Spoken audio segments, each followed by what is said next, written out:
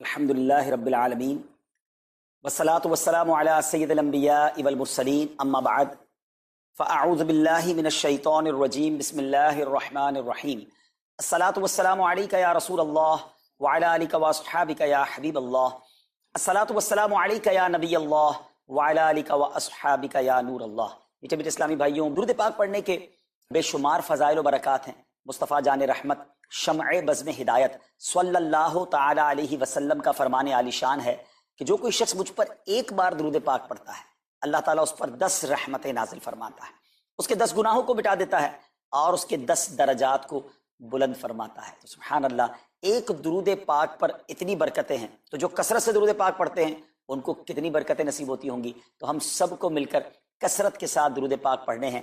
آئیے مل کر محبت کے ساتھ بآواز بلند درود پاک پڑھ لیں۔ صلو علی الحبیب صلی اللہ تعالی علی محمد صلی اللہ علیہ وسلم۔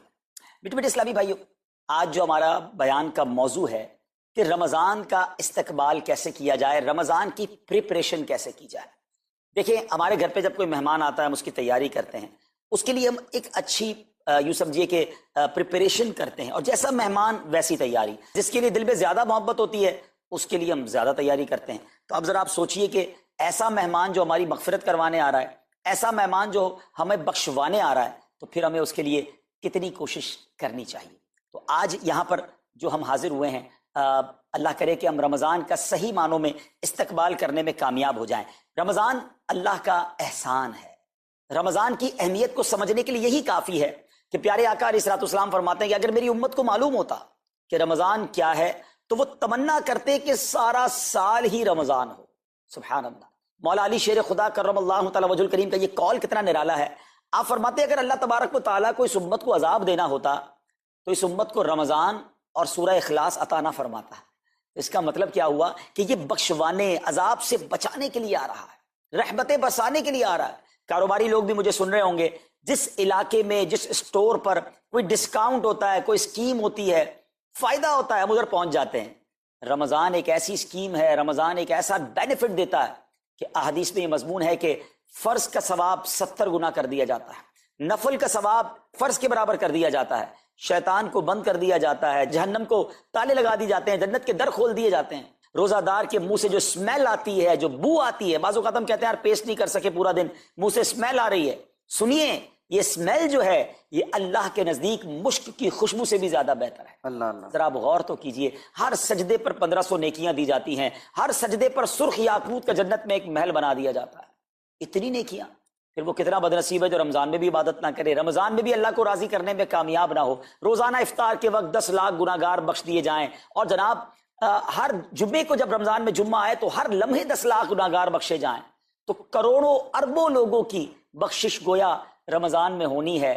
تو پھر ہمیں اس کی کیسی تیاری کرنی چاہیے، کتنا ثواب کمانے کے بارے میں سوچنا چاہیے۔ لیکن یہاں ایک اور بڑی امپورٹنٹ بات ہے، ایک تو رمضان میں نیکیاں کرنی ہے، دوسرا بڑا کام یہ کرنا ہے کہ ہمیں رمضان میں گناہوں سے بچنا ہے، کیونکہ عادتیں تو ساتھ ہی لگی ہوئی ہیں نا۔ شیطان بند ہے لیکن ہماری اپنی عادتیں، جس کی روز حرام دیکھنے کی عادت ہے، حرام سننے کی عادت ہے، حرام بولنے کی عادت ہے، ایسا تو نہیں ہوگا نا چاند آتے ہی سارے سوئچ آف ہو جائیں گے، وہ عادتیں ساتھ ہی چل رہی ہوتی ہیں۔ غور کیجئے کہ رمضان میں جو گناہ کرتا ہے نا، اس کا عذاب بھی بڑھ جاتا ہے، اس کی پنشمنٹ بھی بڑھ جاتی ہے۔ یہ ایسے ہی ہے کہ کوئی مسجد کے اندر آ کے گناہ کرے تو آپ کہیں گے نا یار خدا کا خوف کرو، مسجد میں ایسا کام کر رہے ہو۔ کوئی مکہ شریف حرم میں اندر جا کر گناہ کرے تو کتنا شدید ہو جائے گا وہ۔ تو رمضان جب اتنا مقدس مہینہ ہے، اس میں گناہ کرنا، اس کی پنشمنٹ بھی زیادہ ہے۔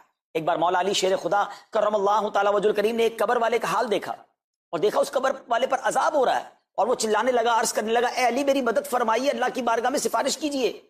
مولا علی شیر خدا نے ہاتھ اٹھائے کہ اے مولا اسے بخش دے۔ ارشاد ہوا اے علی اس کی سفارش نہ کریں۔ عرض کی مولا وجہ کیا ہے؟ ارشاد فرمائے رمضان کے روزے تو رکھتا تھا مگر رات گناہوں سے باز نہیں آتا۔ روزے رکھ کر گناہ کرنے والے کو اتنا عذاب، تو جو روزے ہی نہ رکھے، ایسے بھی لوگ ہیں جو رمضان میں روزے نہیں رکھتے۔ پلیز اس کو ایزی نہ لیں۔ ہمیں نہیں معلوم، پتہ نہیں اگلا رمضان پھر نصیب ہوگا کہ نہیں۔ پچھلے رمضان میں کتنے لوگ تھے جو ہمارے ساتھ تھے، اس رمضان میں نہیں۔ اور اللہ پہلے تو ہم یہ دعا کرتے ہیں اللہ ہمیں یہ رمضان بھی عطا کر دے۔ زندگی کا کیا بھروسہ، دنیا کی جو کیفیت آپ کے سامنے ہے کبھی بھی جا سکتے ہیں، تو پھر اس رمضان کو تو سمجھ لیں بس ایک موقع بنا دیں، لائف چینجنگ ایکسپیرینس بنا دیں کہ بس اس میں عبادت کرنی ہے، اس میں خوب سجدے کرنے ہیں، اس میں روزے رکھنے ہیں، اس میں تراویح پڑھنی ہے، اس میں گناہ نہیں کرنے ہیں۔ اور آئیے میں آپ کو بتاتا ہوں کہ نبی پاک صلی اللہ تعالیٰ علیہ وسلم رمضان کیسے گزارتے تھے۔ ایک مسلمان کے لیے اس سے بہترین رول ماڈل کیا ہوگا کہ رمضان میرے آقا کیسے گزارتے۔ تو مختلف احادیث کا جو سمری ہے وہ یہ ہے کہ نبی پاک علیہ السلام عبادت میں کمر بستہ ہو جاتے، بستر پر کم تشریف لاتے۔ بی بی عائشہ فرماتی ہیں کہ نبی پاک کے چہرے کا رنگ بدل جاتا تھا، متغیر ہو جاتا۔ کیوں؟ کہ نبی پاک پر خوف خدا طاری ہوتا، آپ گر گڑاتے، آپ رات بھر التجائیں کرتے۔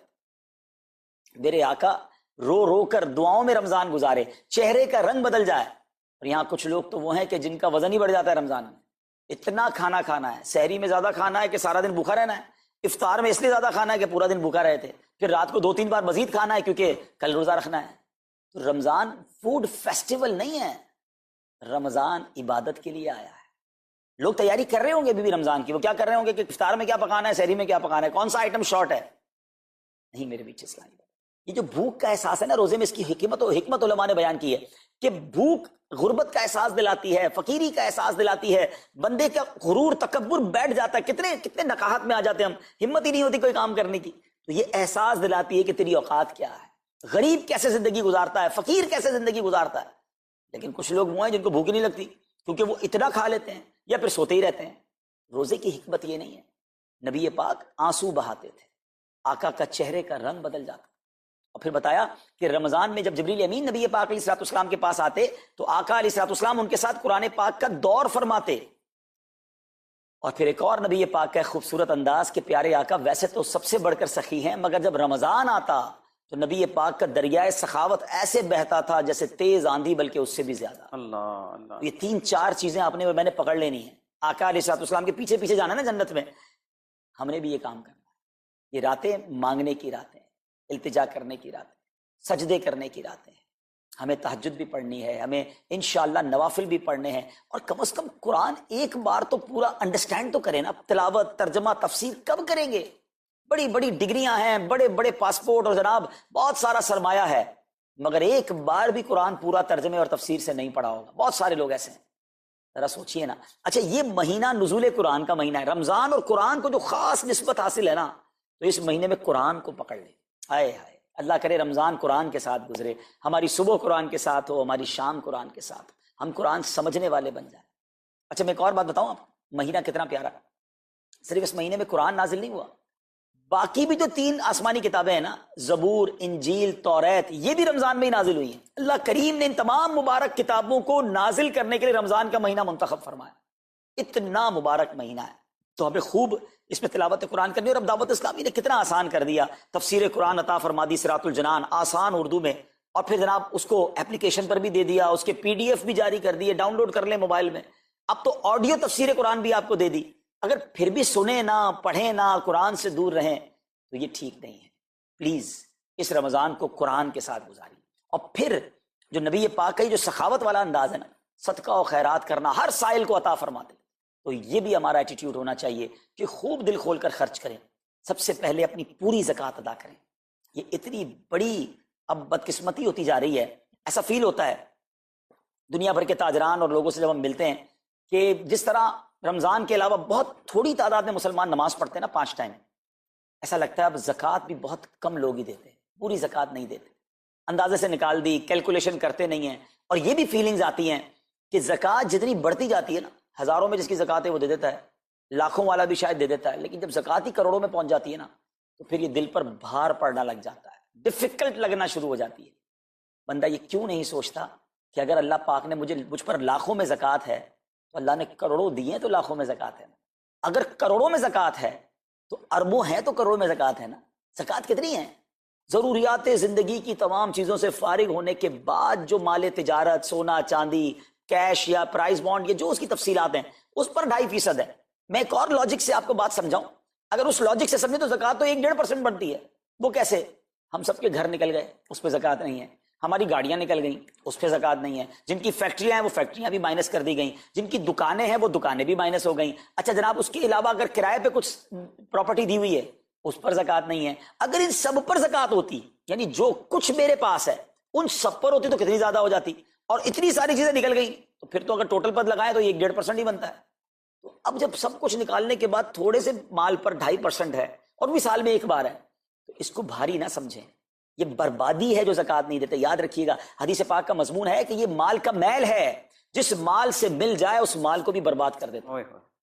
بربادیاں آتی ہیں، بے سکونیاں آتی ہیں، بیماریاں آتی ہیں، اور آگے جو دے دیتا ہے سبحان اللہ، اس کے بارے میں حدیث پاک میں آتا ہے کہ اپنی زکوٰۃ دے کر اپنے مالوں کو مضبوط قلعوں میں قید کر لو، اپنے مال کو سیکیور کریں۔ لوگ کہتے ہیں انشورنس ہونی چاہیے، آگ نہ لگ جائے، چوری نہ ہو جائے، ڈوب نہ جائے۔ اللہ کے حبیب علیہ الصلوۃ والسلام فرماتے ہیں، جس کا مضمون ہے کہ جب بندہ اللہ کی راہ میں خرچ کرتا ہے نا، تو وہ صدقہ بندے کے ہاتھ سے نکل کر اللہ کے دستے قدرت میں چلا جاتا ہے، اور اللہ کریم تمہارے صدقوں کو پالتا ہے جس طرح تم اپنے جانور کے بچوں کو پالتے ہو۔ بچہ ہوتا ہے نا جانور کا، بڑا ہو جاتا ہے، فرمایا بندہ کھجور کا صدقہ دے گا، اللہ پہاڑ جتنا عطا فرمائے، اس دن بھی ملے گا اور ملٹیپلائی ہو کر ملے گا۔ اچھا جو ادھر خرچ کیا ادھر کیا ملے گا؟ ادھر بھی نبی پاک علیہ الصلوۃ والسلام فرماتے ہیں، جس کا مضمون ہے میں قسم کھا کر کہتا ہوں، یعنی نبی پاک تو جو فرمائے حق ہے۔ اس حدیث میں تو آقا علیہ الصلوۃ والسلام قسم اٹھا رہے ہیں کہ میں قسم کھا کر کہتا ہوں کہ اللہ کی راہ میں خرچ کرنے سے مال کم نہیں ہوتا، نہ ادھر کم ہونا ہے اور ادھر بھی ملنا ہے، تو پھر تو سودا اب کتنا نفع والا ہے۔ اور یہ آپ چیک کر لیں پوری دنیا میں، جہاں مجھے سنا جا رہا ہے کہ جو لوگ پوری زکوٰۃ دیتے ہیں نا، ان کا مال ملٹیپلائی ہوتا ہے، اگلے سال زیادہ زکوٰۃ دے رہے ہوتے ہیں۔ زیادہ زکوٰۃ کیسے ہو گئی؟ کیونکہ مال بھی بڑھ گیا، تو ادھر بھی بینیفٹ ہے ادھر بھی بینیفٹ ہے، نقصان کا سودا ہی نہیں ہے۔ پھر چاہتے ہو بلاؤں سے بچ جائیں، تو روایتوں کا مضمون ہے کہ صدقہ بلا اور بندے کے بیچ میں آ جاتا ہے، بلا اترتی ہے صدقہ روک لیتا ہے، لڑائی کرتا ہے اس سے، اور بندے پر بلائیں اور پرابلمز اور ڈیفیکلٹیز آنے سے اسے روکتا ہے۔ اگر چاہتے ہیں کہ برائیوں کے دروازے بند رہیں، چاہتے ہیں کہ بری موت سے بچیں، چاہتے ہیں کہ رزق میں اضافہ ہو، چاہتے ہیں کہ بلاؤں سے بچیں، ادھر بھی مال میں اضافہ ہو ادھر بھی خزانے ملیں، تو اللہ کی راہ میں دل کھول کر خرچ کریں۔ اور یہ مہینہ it's the right month for generosity, یہ بہترین مہینہ ہے سخاوت کرنے کا، کیونکہ نبی پاک کا یہ انداز تھا کہ رمضان میں خوب سخاوت فرماتے تھے۔ تو غریبوں کی مدد کریں، ایسی مدد کریں کہ چہروں پہ مسکراہٹیں آ جائیں، لوگوں کے دسترخوان اچھے ہو جائیں، ان کے گھروں میں بھی کچھ اچھے کھانے پہنچ جائیں۔ اور اس میں سب سے بہترین طریقہ یہ ہے کہ اپنے غریب رشتہ داروں کو آپ مدد کریں۔ اگر وہ مستحق ہے نا زکوٰۃ کے، تو حق ہے کہ سب سے پہلے اپنے غریب رشتہ داروں کو دیں، پھر زکوٰۃ بچ جائے تو عاشقان رسول کی عظیم الشان بڑی تحریک دعوت اسلامی آپ کے سامنے ہے، جو دین متین کی خدمت کر رہی ہے۔ جامعۃ المدینہ ہیں، مدرسے ہیں، بچے اور بچیاں عالم بن رہے ہیں، عالمہ بن رہے ہیں، حافظ بن رہے ہیں، ناظرہ قرآن، اور ان سے کوئی فیس بھی نہیں لی جا رہی۔ ہزاروں بچے فری آف کاسٹ ہمارے پاس ایکوموڈیشن رکھے ہوئے ہیں، جن کو کھانا پینا رہنا دعوت اسلامی نے دینا ہے۔ آپ ذرا سوچئے یہ امت کی کتنی بڑی خدمت ہے کہ علماء دینا، حافظ قرآن، مسجدوں کے امام یہاں سے پروڈیوس ہوتے ہیں۔ اور پھر آگے چلیں تو دعوت اسلامی نے اسلامک میڈیم اسکول بنائے دارالمدینہ، پھر سال کی 600 کے قریب مسجد دعوت اسلامی بناتی ہے۔ میڈیا کے ذریعے جو بے حیائی پھیلائی جا رہی تھی، تو مدنی چینل اردو، پھر مدنی چینل انگلش، پھر مدنی چینل بنگلہ۔ اب بچے مذہبی پروگرام اتنا غور سے نہ دیکھتے تھے، وہ اپنے بچوں کے آئٹمز دیکھنا چاہتے تھے، تو گناہوں بھرے کارٹونز اور پروگرام سے اور پوئمز سے چھڑانے کے لیے Islamic poems, Islamic cartoons, Islamic بچوں کے پروگرام، تاکہ بچے بھی جو ہے وہ الحمدللہ بچے رہیں۔ اور اب اس کی کیا زبردست پاپولیرٹی ہے کہ آپ کڈز مدنی چینل کے یوٹیوب چینل پہ جائیں، ہمارا ایک ایک کلپ 10 ملین 12 ملینز میں دیکھا جا رہا ہے۔ تو کون دیکھ رہا ہے؟ وہ بچے جو گناہوں بھرے کارٹونز دیکھتے تھے، اب الحمدللہ اللہ رسول کی باتیں وہاں سن رہے ہیں۔ پھر آگے چلیں تو دعوت اسلامی جناب یہ دینی کاموں کے ساتھ ساتھ جو ویلفیئر کے کام کر رہی ہے، غریب مسلمانوں کی امداد کا کام، زلزلے اور سیلاب زدگان کی ریسکیو کرنے کا کام، گونگے بہرے نابینا اور معذور افراد کی ریہیبلیٹیشن کا کام، تھیلیسیمیا کے مریضوں کو خون دینے کا کام، 26 لاکھ مسلمانوں کو دنیا بھر میں راشن، کھانا پانی صرف اس ایک سال میں دعوت اسلامی نے پہنچایا۔ تو یہ کمال کی آرگنائزیشن ہے۔ دیکھیں آپ دنیا کی بہت ساری این جی اوز کو جانتے ہوں گے، کوئی مدرسے چلاتا ہے تو مدرسے ہی چلاتا ہے، کوئی مسجد بناتا ہے تو مسجد ہی بناتا ہے، کوئی کھانا کھلاتا ہے تو کھانا ہی کھلاتا ہے، کوئی جناب غریبوں کی مدد تو وہی کام، کوئی ہاسپٹل تو ہاسپٹل۔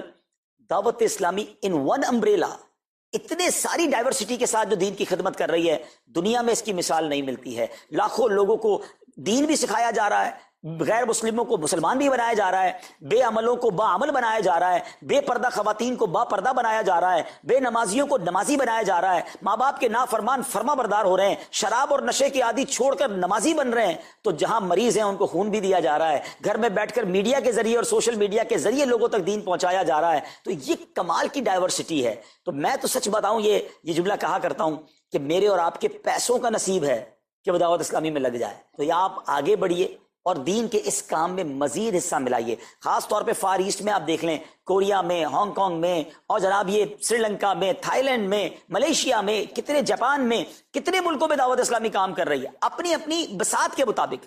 اور لیکن ابھی مزید ادارے بنانے ہیں، ہمیں ان ملکوں میں بھی بنانے ہیں، ان ملکوں میں بھی آگے بڑھنا ہے. تو اگر آپ بھی چاہتے ہیں کہ میرے آقا کے عشق کا پیغام، سنت رسول کا پیغام، مسلک اعلیٰ حضرت کا پیغام، نبی پاک کے دین کا پیغام پوری دنیا میں پھیلے، تو وی ہیو ٹو سپورٹ دعوت اسلامی. نہ صرف فائنینشلی، پریکٹیکلی بھی. ہمیں آپ بھی چاہیے، خود حصہ ملائیں نا. سیدنا عثمان غنی رضی اللہ تعالیٰ عنہ نے صرف مال نہیں دیا تھا، آپ پریکٹیکلی بھی نبی پاک کے ساتھ شریک ہوتے تھے نا. تو آپ اپنے عطیات بھی دیں، اور دنیا کے جن ملکوں میں آپ مجھے سن رہے ہیں وہ دعوت اسلامی والوں کے دست و بازو بنے. کمزوری کہاں نہیں ہوتی، ہاں ہمارے گھر میں کمزوری ہوتی ہے، ہم سب مل کر کام کریں گے تو کمزوریاں بھی دور ہوں گی اور ترقی آ جائے گی اور ہمیں اس کا ثواب بھی ملے گا. تو آج میں دنیا بھر میں جہاں مجھے دیکھ رہے ہیں، پلیز اچھی نیتیں کریں. اچھا ایک بات اور سن لیں، ہم بعض اوقات کیا سوچتے ہیں کہ ہمارے ملک کا خرچہ مثال کے طور پہ $20,000 ہے، وہ ہم لوگوں نے کر لیا، اب اور چلنے کی کیا ضرورت ہے.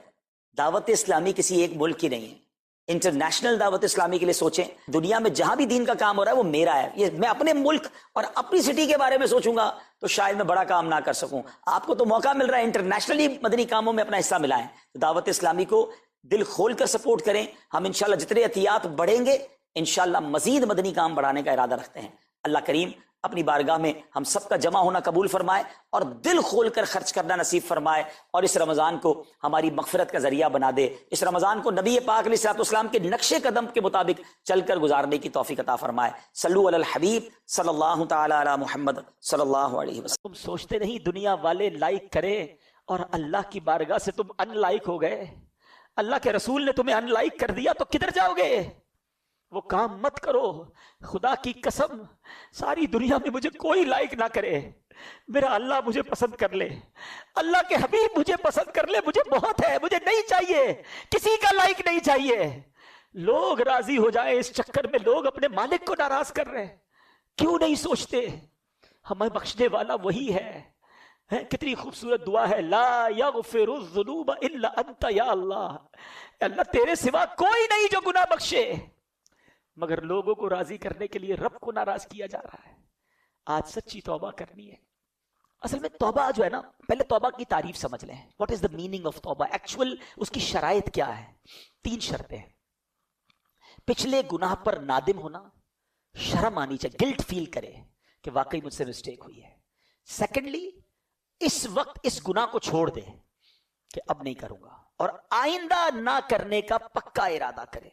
ہماری توبہ بھی بعض اوقات تو ایسی ہوتی ہے جس کی مزید توبہ کی عادت ہے. یا اللہ میری توبہ، یا اللہ توبہ ہے، اب نماز یا اللہ پڑھوں گا، کل فجر پڑھنے کا پلان نہیں ہے پھر بھی توبہ کر رہے ہیں. یا اللہ حرام نہیں دیکھوں گا، کل دیکھنے کے لیے فلمیں لے کر رکھی ہوئی ہیں. یہ توبہ نہیں ہے. توبہ کی تو اب نہ کرنے کا پکا ارادہ، گناہ چھوڑ دے. ہاں پھر اللہ پاک ہمیں بچائے شیطان پھر اگر گناہوں کی طرف لگا دے تو پھر توبہ کرے، لیکن توبہ کرتے وقت پکا ارادہ ہونا چاہیے. یہ توبہ ہے. اچھا اب آتے ہیں، اتنے فضائل ہیں پھر توبہ کیوں نہیں کرتے؟ اس کی کئی ریزن علماء نے لکھے. ایک ریزن پتہ کیا ہے؟ گناہوں کی جو لذت ہے نا وہ ڈائریکٹ مل جاتی ہے، ثواب کا انعام تو ملتا نہیں ہے. انسان جو ہے نا، اس کی سائیکی کیا ہے، جو کیش ملتا ہے نا وہ لے لیتا ہے، اور جو بعد میں ملنے والا ہے اس کو چھوڑ دیتا ہے. لیکن اب اگر دنیا کی لاجک کے ذریعے میں آپ کو سمجھاؤں کہ اگر آپ کو ڈاکٹر کہتا ہے کہ آپ کا شوگر لیول بڑھ رہا ہے، کولیسٹرول لیول بڑھ رہا ہے، آپ چکنا مت کھائیے گا ورنہ ہارٹ اٹیک ہو سکتا ہے. ہم حلال کھانوں سے رک جاتے ہیں. پراٹھا کھانا حلال ہے نا، چیز کھانا حلال ہے نا، رک جاتے ہیں. کیوں؟ ڈاکٹر کہہ رہا ہے زیادہ کھاؤں گا تو وین بند ہو جائے گی، ہارٹ اٹیک ہو جائے گا. آج تمہیں ڈاکٹر کہہ رہا ہے کہ ہارٹ اٹیک ہو سکتا ہے، تم نے حلال چھوڑ دیا. اللہ کے نبی سچے وعدے فرما رہے ہیں کہ حرام دیکھو گے تو آنکھوں میں عذاب دیا جائے گا، حرام سنو گے تو کانوں میں جہنم کے کیل ٹھوکے جائیں گے، جھوٹ بولنے والے کے گل پھڑے کھینچے جائیں گے قیامت کے دن، اور اس کی شکل بگاڑ دی جائے گی. سود کھانے والے کو یہ عذاب ہوگا، ماں باپ کو ستانے والے کو یہ عذاب ہوگا. یہ حدیث قرآن میں باتیں بھری پڑی ہیں، اس پر کیا یقین نہیں ہے؟ ڈاکٹر کے کہنے پر حلال چھوڑ دیا، اللہ کے حبیب کے کہنے پر حرام چھوڑنے کے لیے تیار نہیں. یہ سچے وعدے ہیں، یہ عذاب ہوں گے اگر نہیں مانو گے تو اس بات کو انڈرسٹینڈ کرنا چاہیے.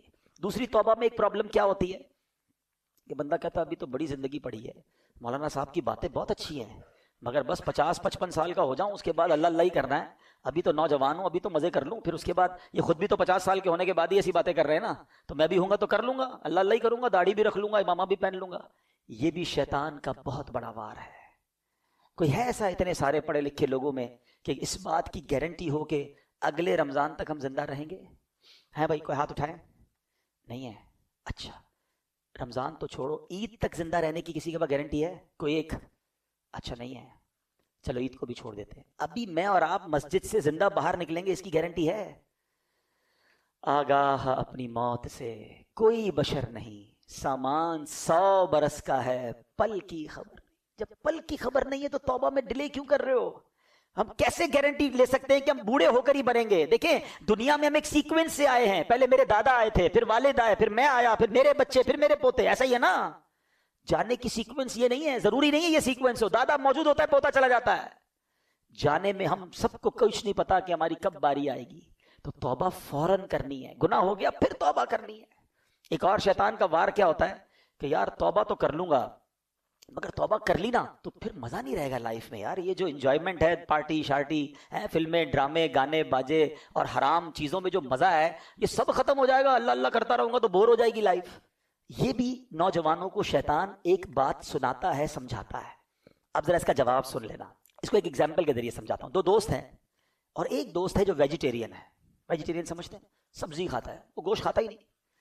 اس کے دوست کہ یار کبھی تو چکن کھا لے یار, اتنی بڑی نعمت ہے, کبھی تو مٹن. کہتا نہیں بھائی, اس دال میں جو مزہ ہے نا, پالک میں جو مزہ ہے, سلاد میں جو مزہ ہے, اس کے علاوہ لائف میں کچھ بھی نہیں ہے.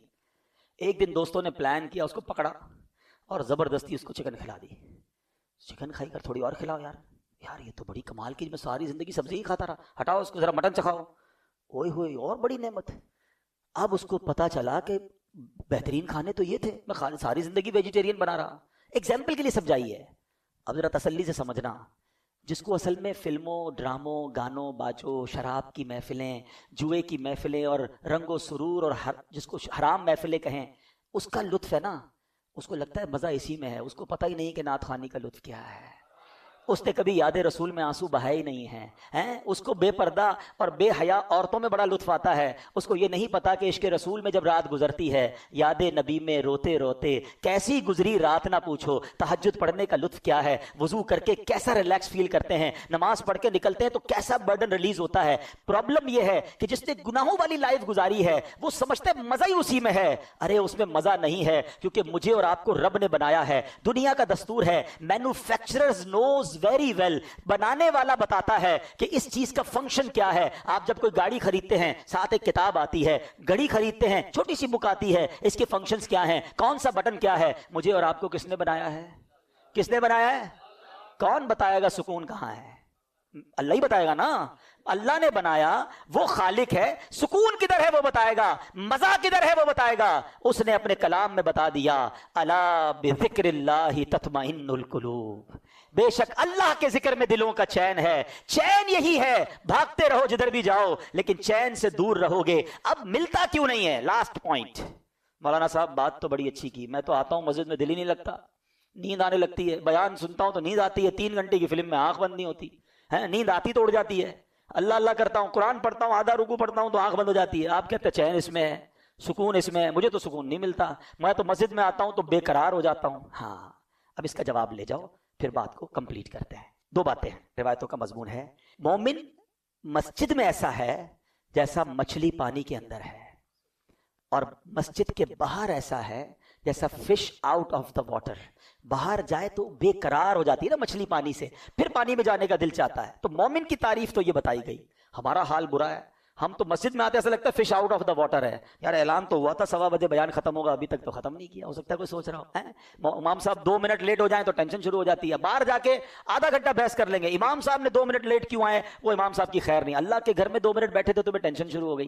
تو اس میں پرابلم مسجد کا نہیں ہے, اس میں پرابلم ہمارا ہے. اس کا مطلب there is something bad in my heart. مجھے کیوں مسجد میں چین نہیں آ رہا؟ نبی پاک فرما رہے چین, اور لوگوں کو آتا ہے. جس کو نہیں آتا وہ یہ نہ سمجھے کسی کو نہیں آتا. یقین کرے الحمدللہ اس وقت پوچھو کئی دل ایسے ہوں گے جن کا دل نہیں چاہ رہا کہیں اور جانے کا. خدا کی قسم جو اس وقت سکینہ دل پر نازل ہو رہا ہے کہ کتنا لطف آ رہا ہے, کتنی رحمت محسوس ہو رہی ہے. میں کہاں بیٹھا ہوں, میرے رب کے گھر میں بیٹھا ہوں, میرے اللہ کا ذکر کر رہا ہوں. اس سے اچھی زندگی کا مقصد کیا ہے؟ اگر ابھی موت آتی ہے تو اس سے اچھی موت کیا ہے؟ یہ کیفیت بنتی ہے لوگوں کی جن کو سکون آتا ہے. تو جس کو نہیں آتا وہ اپنا پرابلم چیک کرے کہ there is something wrong in my heart. بالکل یہی مسئلہ ہے کہ اللہ نے قرآن میں فرمایا, لا ریب کتاب ہے نا, قرآن میں تو شک نہیں ہے. اللہ نے فرمایا اللہ کے ذکر میں دلوں کا چین ہے, مجھے کیوں نہیں مزہ آتا؟ اس کا مطلب میرے دل میں پرابلم ہے. اب اس کو دنیاوی مثال سے سمجھا دیتا ہوں.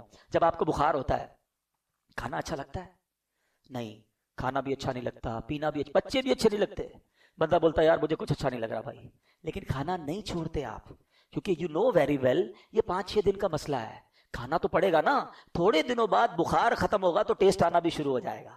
بالکل یہی کانسیپٹ یہاں سمجھ لو. سجدے میں دل نہیں لگ رہا, نماز میں دل نہیں لگ رہا, تلاوت میں دل نہیں لگ رہا, کرتے رہنا. جس دن گناہوں کی بیماری دور ہوئی تمہیں سجدوں کی لذت ملنا شروع ہو جائے گی, تمہیں تلاوت کا سکون ملنا شروع ہو جائے گا. ہاتھ اٹھاؤ گے تو آنسو بہنا شروع ہو جائیں گے, نبی پاک کا نام لوگے تو تمہارا دل بے قرار ہو جائے گا, ذکر مدینہ ہوگا تو تمہاری آنکھیں بہنا شروع ہوگی. پرابلم یہ ہے ابھی بیمار ہے, ابھی دل پر گناہوں کا ورق چڑھا ہوا ہے. چھوڑ کے مت جانا مسجد, اللہ سے دور مت جانا, آج توبہ کر کے جانا ہے. میں اپنے دل کی کیفیت کیا بتاؤں, جیسے رمضان جا رہا ہے دل پر ایک خول طاری ہو رہا ہے کہ یہ مسجدیں پھر ویران ہو جائیں گی, پھر لوگ دور چلے جائیں گے. کیا اس بار بھی ایسا کرو گے؟ کیا اس بار بھی اللہ سے دور ہو جاؤ گے, اس رحمان کے در سے دور ہو جاؤ گے؟ ایسا مت کرنا. اس بار اپنی زندگی کا اس رمضان کو تاریخی اور ٹرننگ پوائنٹ بنا دو. اس بار اللہ سے میں دور نہیں جاؤں گا, اس بار میں جڑا رہوں گا. ارے مجھے بتاؤ تو صحیح, اللہ نے روزے کیوں فرض کیے؟ میں بات آج شروع سے قرآن کی کر رہا ہوں, میں آپ کو قرآن کے ذریعے میسج دینے کی کوشش کر رہا ہوں, اور اس بات کو بھی ریپیٹ کرتا جاتا ہوں کہ قرآن پڑھا کریں, سمجھا کریں, سب کچھ موجود ہے قرآن میں. اللہ نے فرمایا what is the reason of روزہ, یا ایھا الذین آمنوا کتب علیکم الصیام, اے ایمان والو تم پر روزے فرض کیے, کما کتب علی الذین من قبلکم, جیسا کہ پچھلے لوگوں پر فرض کیے گئے. What is the reason? Because لعلکم تتقون, اے ایمان والو تاکہ تم تقوی حاصل کرو. ارے یہ روزے تو تقوی دینے آئے تھے, اللہ کے قریب کرنے آئے تھے. اچھا ڈیلیبریٹلی یا ڈیلیبریٹلی ہم اللہ پر کتنا مضبوط بھروسہ کر رہے ہیں. افطار سے پہلے کوئی کھانا نہیں کھا رہا, چھپ کے کوئی پانی نہیں پی رہا. کیوں نہیں پی رہا؟ کون دیکھ رہا ہے؟ کوئی نہیں دیکھ رہا. کون دیکھ رہا ہے؟ ارے تمہیں اتنا بھروسہ اللہ دیکھ رہا ہے. پیاس لگی ہے پھر بھی جوس نہیں پی رہے, فروٹ نہیں کھا رہے, وضو کر رہے ہو کلی اندر نہیں ڈالنے دے رہے, ایک قطرہ گلے میں نہ چلا جائے, وضو خانے پہ بھی کوئی نہیں دیکھ رہا. مگر کون دیکھ رہا ہے؟ جب اللہ دیکھ رہا ہے تم پانی نہیں پی رہے, کھانا نہیں کھا رہے, کیا وہ رب رمضان کے بعد نہیں دیکھے گا کہ تم نماز نہیں پڑھ رہے, تم مسجد سے دور ہو گئے, تم حرام کاموں میں چلے گئے ہیں؟ پلیز یہ رمضان بیسیکلی نیٹ پریکٹس سمجھتے ہیں نا, بچے سمجھیں گے کہ پہلے نیٹ پریکٹس ہوتی ہے تاکہ بڑے مقابلے کے لیے آپ تیار ہوں. رمضان میری اور آپ کی شیطان سے فائنل فائٹ کے لیے نیٹ پریکٹس کرائی گئی کہ 30 دن بند کر دیا, مہینہ پورا اسے, اے میرے بندو نمازیں پڑھ لو, تلاوت کر لو, تقوی حاصل کر لو, اب تیار ہو جاؤ, تمہارا مقابلہ ہونے والا ہے. مگر لگتا ایسا ہے کہ پہلی رات ہی بولڈ ہو جاتے ہیں, ادھر چاند نظر آیا ادھر مسجد ویران. کیا اس بار بھی ایسا کرو گے؟ بولتے نہیں ہم, لیکن کیا میسج جا رہا ہے؟ شیطان تو بند تھا نا تب ہم اللہ کے بندے تھے, اب تو آزاد ہو گیا, ہم تیرا استقبال ویلکم کریں گے تجھے, اب تیری رضا والے کام کریں گے. یہ اللہ کو ناراض نہیں کرتی ہوں گی باتیں, یہ انداز, یہ سٹائل, یہ میسج. ارے دو شیطان کو جواب کہ تجھے اب جو کرنا ہے کر لے, ہم اب اللہ کے قریب ہو گئے ہیں, ہمارا ایمان مضبوط ہو گیا ہے, اب تو نہیں بہکا سکے گا ہمیں. مرد ہو تو لو نا چیلنج کہ کچھ بھی ہو جائے آج کے بعد میری کوئی نماز قضا نہیں ہوگی, رمضان کے بعد بھی قضا نہیں ہوگی, ہم حرام روزی کے قریب بھی نہیں جائیں گے, حرام نہیں دیکھیں گے, حرام نہیں سنیں گے, حرام نہیں بولیں گے. ہاں پھر مانگیں گے اللہ سے, اللہ توبہ کی تو ہے, بچانا تو نے ہے, ہم کمزور ہیں, ہم نے پہلے بھی توبہ کی, شیطان کھینچ لیتا ہے, ڈال دیتا ہے گناہ میں, اللہ تو مدد کرنا, ہماری کمزور ہے, شیطان کے واروں سے تو ہی بچائیو مالک. یہ ہم اللہ سے مانگیں گے, مگر پہلے دل کی گہرائیوں سے توبہ تو کرے نا, اللہ کے قریب ہونے کا وعدہ تو کرے نا, اور پھر اس کے لیے ایک سٹیپ فارورڈ کرنا ہوگا. وہ سٹیپ کیا ہے کہ ہمیں اب اچھا ماحول اختیار کرنا ہوگا, ایسا نہیں ہو سکتا کہ میں نیک بھی بننا چاہوں اور شرابیوں میں رہوں، میں ایسے لوگوں میں رہوں کہ نماز پڑھوں تو میرا مذاق اڑاتے ہیں. ایسے بھی تو دوست ہیں نا کہ رمضان کے بعد نماز پڑھے، بولے کیا ہو گیا بھائی، خیر تو ہے، بس جمعہ پڑھ لینا، تو کدھر جا رہا ہے. ایسے دوست نہیں چاہیے جو میری نیکی میں رکاوٹ بنے. اگر آپ کو نیک بننا ہے تو نیک ماحول اپنا ہے. اللہ نے دعوت اسلامی کا ماحول دیا ہے. خدا کی قسم یہ احسان ہے اس امت پر امیر اہل سنت کا، لاکھوں کروڑوں نوجوانوں کو بدل کے رکھ دیا ہے. ہمیں تو اپنی اوقات بھی یاد ہے ہم کیا تھے. اگر یہ ماحول نہ ہوتا تو پتہ نہیں ہم بھی کہاں ہوتے. تو میں آپ سے بھی گزارش کروں گا کہ اگر چینج ہونا چاہتے ہو نا، اگر اب واقعی نیکیوں والی زندگی گزارنی ہے تو نیک لوگوں کے ساتھ کنیکٹ ہو جائیں. دعوت اسلامی کے اجتماعات میں شرکت کریں، مدنی چینل دیکھیں، مدنی قافلوں میں سفر کریں، ایسی محافل تلاش کر کے ڈھونڈیں تاکہ ہمارے دل پر اثر رہے. میں بس یہ چاہتا ہوں اللہ مجھے بھی سچی توبہ نصیب کرے، آپ کو بھی نصیب کرے اور ہم بدل جائیں. آمین بجاہ النبی الامین صلی اللہ علیہ وسلم. الحمدللہ رب العالمین والصلاة والسلام علی سید المرسلین. یا ارحم الراحمین یا ارحم الراحمین یا ارحم الراحمین. یا ربنا یا ربنا یا ربنا یا ربنا یا ربنا. یا اللہ یا رحمان یا رحیم. یا اللہ یا رحمان یا رحیم. یا اللہ یا رحمان یا رحیم. اللہم ربنا آتنا فی الدنیا حسنة وفی الآخرة حسنة وقنا عذاب النار وقنا عذاب القبر وقنا عذاب الحشر وقنا حساب المیزان. اللہم اجرنا من النار. اللہم اجرنا من النار. اللہم اجرنا من النار. اللہم انک عفو کریم تحب العفو فاعف عنا یا کریم فاعف عنا یا غفور. اللہم انا نسألک الامن یوم الخوف. اللہم انا نسألک الامن یوم الخوف. ربنا حاسبنی حسابا یسیرا. اللہم ارزقنا حجا مبرورا وسعیا مشکورا وذنبا مغفورا وتجارة لن تبور. یا عالم ما فی الصدور اخرجنا یا اللہ من الظلمات الى النور. اخرجنا یا اللہ من الظلمات الى النور. اے ڈوبتوں کو بچانے والے، اے بے قصوں کی دستگیری کرنے والے، اے ماہ رمضان میں روزانہ لاکھوں گناہگاروں کو جہنم سے آزاد کرنے والے مولا، اے اللہ آج ہم نے تیری رحمت کا بیان سنا ہے. اے اللہ مانتے ہم بڑے گناہگار ہیں، ہم شرمندہ ہیں، ہم اقرار کرتے ہیں، اقبال کرتے ہیں ہم نے بڑے گناہ کیے ہیں، چھپ چھپ کر گناہ کیے. لوگ نہ دیکھ لے اس بات کا خیال رکھا، تو دیکھتا رہا، ہمیں معلوم تھا پھر بھی گناہ کیے. اے اللہ اگر تو عدل کرے، تو انصاف کرے تو یہ عدل ہوگا کہ ہمیں جہنم میں ڈال دیا جائے. مگر مولا ہم تیرے عدل کے نہیں، تیری رحمت کے سوالی بن کر جمع ہوئے. اے اللہ ہماری جھولیوں میں مغفرت کی خیرات ڈال دے، ہم سے صدا کے لیے راضی ہو جا. اے اللہ تیری قسم تو نے ہمیں معاف کر دیا، تیری رحمت میں کوئی کمی نہیں پڑے گی. اے اللہ اگر تو نے ہمیں جنت میں داخل کر دیا، تیری جنت بہت بڑی ہے اللہ، کوئی کمی نہیں پڑے گی، تیرا کچھ نہیں جائے گا. اے اللہ ہمارا بیڑا پار ہو جائے گا.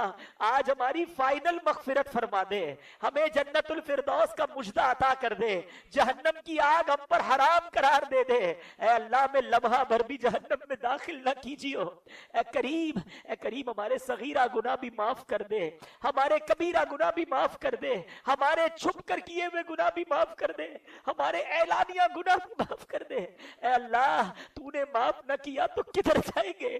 اگر رمضان میں بھی نہ بخشے گئے تو مارے جائیں گے. اے اللہ آپ کے جیسے بھی ہیں، تیرے محبوب کے امتی ہیں، تیرے نبی کے غلام ہیں، ان سے محبت کرنے والے ہیں. اے اللہ تجھے سرکار علیہ الصلوۃ والسلام کے رخ روشن کا واسطہ ہماری مغفرت فرما دے. اے اللہ اگر تو نے ہمیں بخش دیا تیرے حبیب بہت خوش ہوں گے. محبوب پاک کی رضا کا واسطہ اے اللہ آج ہماری جھولیوں میں مغفرت کی خیرات ڈال دے.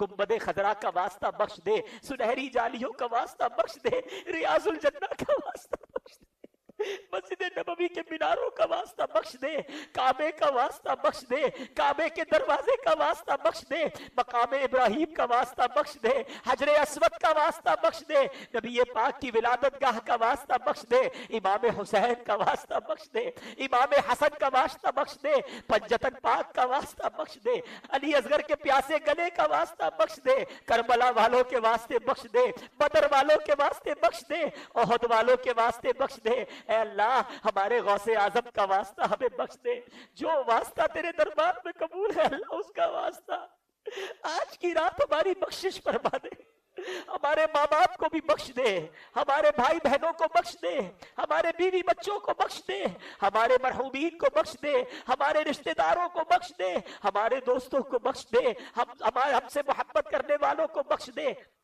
اے اللہ نبی پاک علیہ الصلوۃ والسلام کی ساری امت کی بخشش فرما۔ اے اللہ آج ہم نے توبہ کی ہے، تیری قسم ہم تیرے نافرمان نہیں رہنا چاہتے، ہم اچھا بننا چاہتے بن نہیں پاتے اللہ۔ اے اللہ ہمیں شیطان مردود گناہوں میں لگا دیتا ہے۔ اے اللہ آج تیرے گھر میں بیٹھے سچی توبہ کرتے ہیں، اب گناہ نہیں کریں گے، ہماری توبہ قبول فرما لے۔ اے اللہ ہمیں توبۃ النصوح عطا کر دے، اور اے اللہ اب تو ہی مدد فرما۔ اے اللہ ہمیں بدل دے، ہمیں گناہوں بھری زندگی سے ہماری جان چھڑا دے، ہم خود بھی تھک گئے مولا گناہ کر کر کے، اب گناہوں بھری زندگی سے ہماری جان چھڑا دے، ہمیں نیکیوں والی، پرہیزگار والی، اخلاص والی زندگی عطا فرما۔ اے اللہ سنتوں کا پابند بنا دے، 5 وقت کا نمازی بنا دے، رمضان کے بعد بھی مسجدوں سے دل لگا رہے۔ اے اللہ کبھی زندگی میں کوئی نماز قضا نہ ہو، حرام روزی سے بچا لے، حرام بولنے سے بچا لے، حرام دیکھنے سے بچا لے، حرام سننے سے بچا لے۔ اے اللہ ہمیں فقط رزق حلال عطا فرما، رزق حرام میں ہم سب کی جان چھڑا دے۔ اے اللہ ہمارے رزق حلال میں برکت بھی ڈال دے۔ اے اللہ جو بے اولاد ہیں انہیں نیک اور صالح اولاد دے دے، جو اولاد والے ہیں ان کو اے اللہ ان کی اولاد کا سکھ عطا کر دے، جن کے بچے بچیاں پریشان ہیں، ان کے گھروں میں مسائل ہیں، اے اللہ ان بچے بچیوں کو بھی سکھ عطا فرما۔ اے اللہ جو رشتوں کے انتظار میں ہیں اچھے اور نیک رشتے عطا فرما۔ اے اللہ روٹھوں کو بنا دے، بچھڑوں کو ملا دے۔ اے اللہ اے رب کریم جو قرضوں کے بوجھ تلے دبے ہیں انہیں قرضوں سے خلاصی دے دے۔ اے اللہ جو بے جا مقدموں میں پھنسے ہیں انہیں رہائی عطا کر دے۔ اے کریم جتنے ہاتھ اٹھے ہیں تو سب کے نام بھی جانتا ہے، کام بھی جانتا ہے، اے شفا دینے والے شفا عطا فرما۔ جلدی جلدی حرمین طیبین کی حاضریاں عطا فرما۔ اسی سال حج کرنے والوں میں ہمارا نام لکھ دے۔ اللہم ربی یسر ولا تعسر وتمم لنا بالخیر یا فتاح وبک نستعین۔ میرے مولا ہماری دعوت اسلامی کو ترقیاں عطا فرما۔ قبلہ امیر اہل سنت، تمام علماء اور مشائخ اہل سنت اور ہمارے والدین کا سایہ جن کے والدین حیات ہیں درازی عمر بالخیر عطا فرما۔